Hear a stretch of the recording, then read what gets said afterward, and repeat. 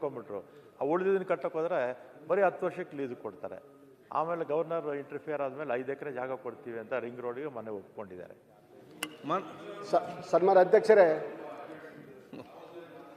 ಭಾಳ ಹತ್ರ ಅವ್ರೆ. ಸನ್ಮಾನ್ಯ ಅಧ್ಯಕ್ಷರೇ, ರಾಯಚೂರು ಜಿಲ್ಲೆ ಲಿಂಗಸೂರು ತಾಲೂಕಿನಲ್ಲಿ ಕೃಷಿ ಉಪನಿರ್ದೇಶಕರ ಕಚೇರಿಯನ್ನು ಲಿಂಗಸೂರು ತಾಲೂಕಿನಿಂದ ಸಿನ್ನೂರು ತಾಲೂಕಿಗೆ ಸ್ಥಳಾಂತರಿಸಿರುವುದರಿಂದ ರೈತರು, ಕೃಷಿಕರು, ರೈತ ಸಂಘಟಕರು ಮತ್ತು ಹಸಿರು ನಿಶಾನೆಗಳು ಹಾಗೂ ಸಂಘ ಸಂಸ್ಥೆಗಳ ಆಕ್ರೋಶಕ್ಕೆ ಕಾರಣವಾಗಿದ್ದು, ಸ್ಥಳಾಂತರ ಆದೇಶವನ್ನು ರದ್ದುಪಡಿಸಲು ಮಾನ್ಯ ಕೃಷಿ ಸಚಿವರ ಗಮನ ಸೆಳೆಯಲು ಬಯಸುತ್ತೇನೆ. ಕೃಷಿ ಸಚಿವರು ಉತ್ತರ ನೋಡಿದ್ದೀವಿ, ಇನ್ನೇನು ಕ್ಲಾರಿಫಿಕೇಶನ್ ಕೇಳ್ಬಿಟ್ರು ಒಟ್ಟೆ. ಸನ್ಮಾನ್ಯ ಅಧ್ಯಕ್ಷರೇ, ನಾನು ಮನವಿ ಮಾಡ್ಕೊಳ್ಳೋದಿಷ್ಟೇ, ಲಿಂಗಸೂರು ತಾಲೂಕಿನಲ್ಲಿರ್ತಕ್ಕಂಥ ಉಪ ನಿರ್ದೇಶಕರ ಕಚೇರಿಯನ್ನು ಸಿನ್ನೂರಿಗೆ ಸ್ಥಳಾಂತರ ಮಾಡ್ತಕ್ಕಂಥದ್ದು ಯಾರೋ ನಮ್ಮ ಸಚಿವರಿಗೆ ಅಧಿಕಾರಿಗಳು ತಪ್ಪು ಮಾಹಿತಿಯನ್ನು ಕೊಟ್ಟು ಸಚಿವರ ಹೆಸರು ಕೆಡಿಸ್ತಕ್ಕಂಥ ಕೆಲಸ ಮಾಡ್ತಾ ಇದ್ದಾರೆ. ಲಿಂಗಸೂರಿನಲ್ಲಿ ಒಳ್ಳೆ ಕೆಲಸ ಮಾಡ್ತಾ ಇದೆ, ಅದನ್ನು ಸಿನ್ನೂರಿಗೆ ಸ್ಥಳಾಂತರ ಮಾಡೋದ್ರಿಂದ ಸರ್ಕಾರಕ್ಕೆ ಏನು ಲಾಭ ಇದೆ?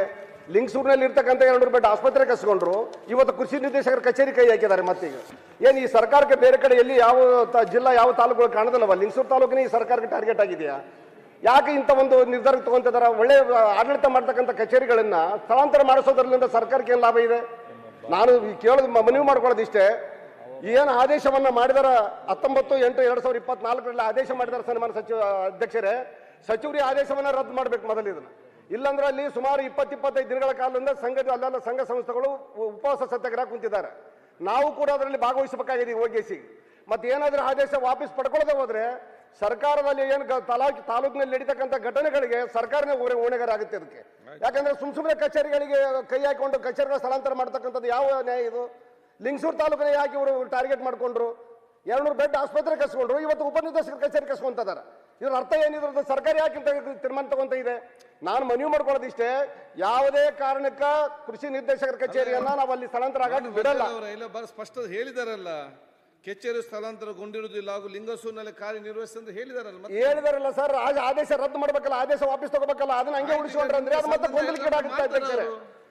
ಆದೇಶ ವಾಪಸ್ ಪಡ್ಕೊಳ್ಳದೆ ಹೋದ್ರೆ ಗೊಂದಲಕ್ಕೀಡಾಗುತ್ತೆ. ಅವ್ರು ಅಲ್ಲಿವರೆಗೆ ಸ್ಟ್ರೈಕ್ ಅಂತೂ ನಿಲ್ಸಲ್ಲ, ಉಪ ಸತ್ಯಾಗ್ರಹ ನಿಲ್ಸಲ್ಲ, ಅದ್ರಲ್ಲಿ ನಾವು ಭಾಗವಹಿಸಬೇಕಾಗುತ್ತೆ. ದಯಮಾಡಿ ಆದೇಶ ರದ್ದು ಮಾಡೋದು ಈಗ ಅವ್ರು ಹೇಳಿದ್ದಾರೆ ವಿಷಯ ಏನಂತ ಹೇಳಿ ಸರ್. ಇದನ್ನ ಮುಂದೆ ಅಲ್ಲೇ ನಿರ್ವಹಿಸ್ತದೆ ಅಂತ ಹೇಳಿದಾರೆ ಈಗ ಅಷ್ಟೇ. ಆದ್ರೆ ಆದೇಶ ರದ್ದು ಮಾಡಬೇಕು. ಆದೇಶ ರದ್ದು ಮಾಡಿದ ಮೇಲೆ ಮಾತ್ರ ಇದು ಮುಂದೆ ಕಂಟಿನ್ಯೂ ಆಗುತ್ತೆ ಅಲ್ಲಿ. ಆ ಆದೇಶ ಇಟ್ಕೊಂಡು ಅಧಿಕಾರಿಗಳು ಆಟ ಆಡಕತ್ತಿದ್ರೆ ಅವತ್ತಿನ ದಿವಸ ಮತ್ತೆ ನಾವು ಸಚಿವರ ಬಳಿಗೆ ಹೋಗ್ಬೇಕಾಗ್ತದೆ, ಸಚಿವರ ಆಫೀಸ್ ಮುಂದೆ ಕುದುರ್ಬೇಕಾಗ್ತದೆ. ನೀವು ಹೋಗಿ ನಾವು ಒಂದ್ ಸೆಕೆಂಡ್ ಮಂತ್ರಿಗಳೇ ಆದೇಶ ರದ್ದು ಬಗ್ಗೆ ಅಂತ ಮಾಡ್ತೀರಿ. ಈಗ ಅವ್ರು ಏನೋ ಈಗಲೇ ಹೇಳ್ಬಿಟ್ರು, ನಾಳೆ ಹೆಚ್ಚು ಕಡಿಮೆ ಆದ್ರೆ ನಾನು ಜವಾಬ್ದಾರಿ, ಅಂದರೆ ಇಂಡೈರೆಕ್ಟಾಗಿ ಹೆಚ್ಚು ಕಡಿಮೆ ಮಾಡ್ತೀನಿ ಅಂತ ಸದನದಲ್ಲೇ ಒಬ್ಬ ಹಿರಿಯ ಶಾಸಕರು. ಒಂದು ನಿಮಿಷ ಕೂತ್ಕೊಳ್ಳಿ ದಯಮಾಡಿ. ನೀವು ಸರಿ ಅಂದರೆ ನಂದೇನು ಅಭ್ಯಂತರ ಇಲ್ಲ, ಅಧ್ಯಕ್ಷರಿದ್ದಾರೆ. ಬಟ್ ಆದರೆ ಯಾವುದೇ ವಿಚಾರನ ವಿಕೋಪಕ್ಕೆ ಹೋಗೋದಕ್ಕಿಂತ ಮುಂಚಿತವಾಗಿ ಮಾಡಿ, ಅಥವಾ ಇದು ಸರಿ ಏನು ಚರ್ಚೆ ನಿಮ್ಗೆ ಹೇಳೋಕ್ಕೆ ಹಕ್ಕಿದೆ ಹೇಳಿ. ಬಟ್ ಅದ್ರ ಮುಂದೆ ಆಗೋ ಅನಾಹುತಕ್ಕೆಲ್ಲ ನಾನು ಹೊಣೆಯಲ್ಲ ಅಂದರೆ ಅನಾಹುತ ಮಾಡ್ಲಿಕ್ಕೆ ನಾನು ರೆಡಿ ಇದ್ದೀನಿ ಇಲ್ಲ ಇಲ್ಲ ಇಲ್ಲ ಇಲ್ಲ ನೋಡಿ ಅಲ್ಲೇ ಸನ್ಮಾನ್ಯ ಸಚಿವರೇ ಸುನೀಲ್ ಆ ರೀತಿ ಅನಾಥ ಭಾವಿಸೋದು ತಪ್ಪು ನಿರ್ಧಾರ ತಗೊಳ್ಳೋದು ಬೇಡ. ನನಗೇನು ವಜ್ಜಲ್ ರಾಯಚೂರು, ನಾನು ಮಂಡ್ಯ, ಸ್ವಲ್ಪ ಸ್ನೇಹಿತರೆ, ನನಗೇನು ಅವ್ರ ಬಗ್ಗೆ ಬೇಜಾರು ಇಲ್ಲ. ಆಯ್ತು, ಆ ವಿಚಾರ ಬಿಡಿ, ಕೂತ್ಕೊಳ್ಳಿ ದಯವಿಟ್ಟು. ಈಗ ಮಾನ್ಯ ಅಧ್ಯಕ್ಷರೇ, ಆಡಳಿತಾತ್ಮಕವಾಗಿ ಕೆಲವು ವಿಚಾರಗಳನ್ನ ಸರ್ಕಾರ ತಗೊಳುತ್ತೆ. ಹಿಂದೆ ಈಗ ಹಾಸ್ಪಿಟ್ಲ್ ಹೋಗಿದೆ ಸಿಂಧನೂರಿಗೆ ಅಂತ ಹೇಳಿದ್ದಾರೆ ಲಿಂಗಸೂರಿಂದ. ಈಗ DD ಆಫೀಸ್ನ ಆದೇಶ ಮಾಡಿದ್ದಾರೆ ಅಂತ. ಕೆಲವು ಅಲ್ಲಿ 3-4 ತಾಲೂಕು ಸೆಂಟ್ರು ಸಿಂಧನೂರು ಬರುತ್ತೆ ಅಂತ ಏರಿಯಾ ಕೃಷಿನ ಭೂಮಿಗಳು 1,10,000 ಅಲ್ಲಿ ಇರಿಗೇಟೆಡ್ ಲ್ಯಾಂಡು 55,000 ಹೆಕ್ಟ್ರ್ ಇದೆ. ಕುಷ್ಕಿ 55,000 ಇದೆ.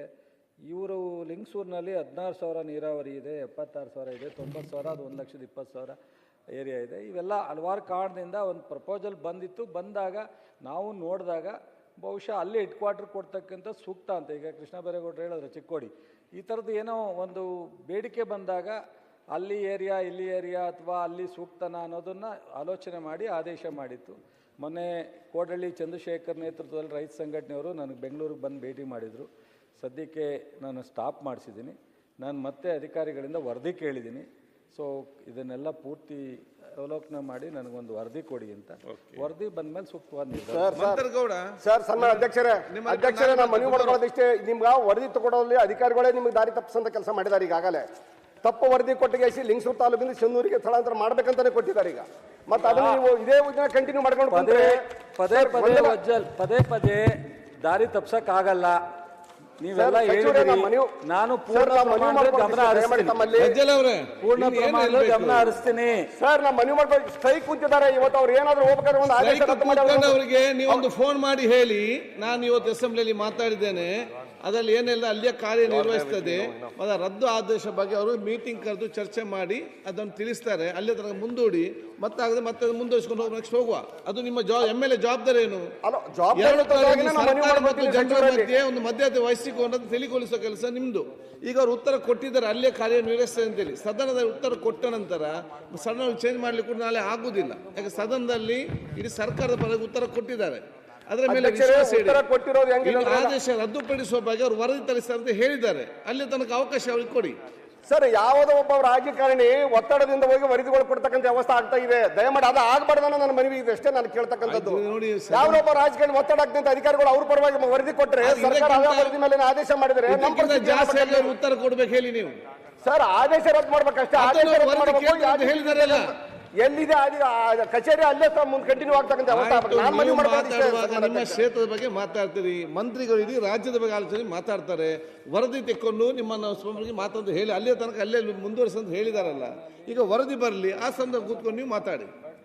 ಸೊ ಮಂತರ್ಗೌಡ್ರ ಸಚಿವರು ಹೇಳ್ಬೇಕಲ್ಲ ಸರ್, ಅದೊಂದು ಸಚಿವರು ಮುಂದುವರಿಸಲಾಗುವುದು. ಮಾನ್ಯ ಅಧ್ಯಕ್ಷರೇ, ಅಲ್ಲ ಟುಮಾರೋ ಸರ್ ಮುಗಿಸ್ಬಿಡೋಣ ಸರ್, ಇದೊಂದೇ ಒಂದು ಮುಗಿಸ್ಬಿಡೋಣ ಸರ್.